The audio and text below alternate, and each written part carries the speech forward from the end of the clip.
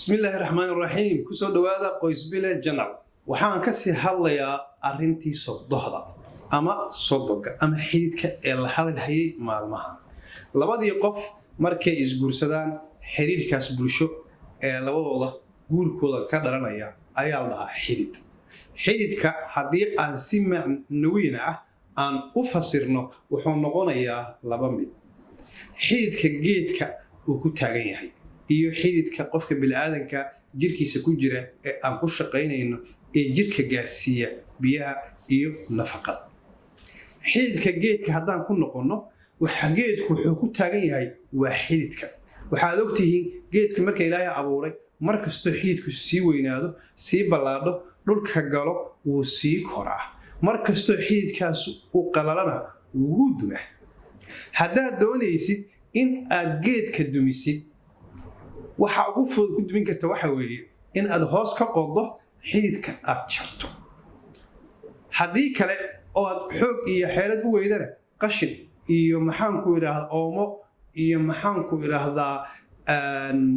aashito aad xididka uga shubtid si fudud ayuu ku dhimanaya haddaad doonaysid geedka inaad korisidna dabcan waad aragteen hoos ayaa loo xaaraa biyana oo loogu shubaa halkaasoo nafaqada ka qaata geedka waxa dhulka ku haya ee macaadiinta dhulka uga keenaya iyo biyaha waa xididka wuxuu ku nool yahay waa xididka hadduu waayo si fudud ayuu u dumaa dadka waxa isku haya uu ka kooban yahay maqaar hilib xidid sad iyo laf xididku wuxuu ka mid yahay waxyaabaha qofka noloshiisu 100% ku tiirsan tahay haddii laf jabto wuu noolaan karaa hadduu dhaawacmo jirkuna wuu bogsoonaya laakiin haddii xidid go'o wuxuu halis ugu jiraa in uu dhinto laanna dhiigii jirka dhan siinayay nafaqada oo jirku beerkay wadnaha siinay qaybinayay ayaa banaanka ku shumaya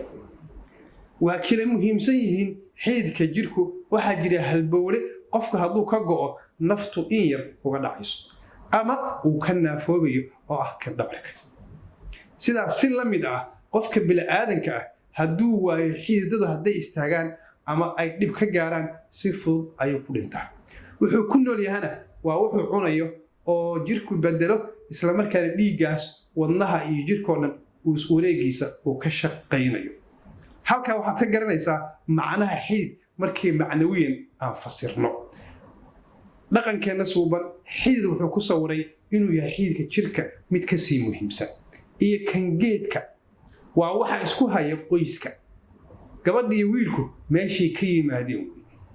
qofkii doonaya in uu haleeyana waa inuu caaya ama dhibaato gaarsiiya ama sida hadda dhalinyarada u hadlayso uu u hadlaa qaarkood qofkii doonaya in uu xididka wanaajiyana waa inuu sharfaa oo wanaajiyaa oo ammaana waa biyasiintoodii iyo karaameyntoodii haddaba xidid haddaan sii barannay haddana asaga ayaa sii kala muhiimsan oo ah ka kooban sodog wiil abti adeer ina abti iyo dhammaan qaraabadii gabadha waxa ugu muhiimsan dhammaantood markii la isu keeno looguna ixtiraam badan yahay waa sodohda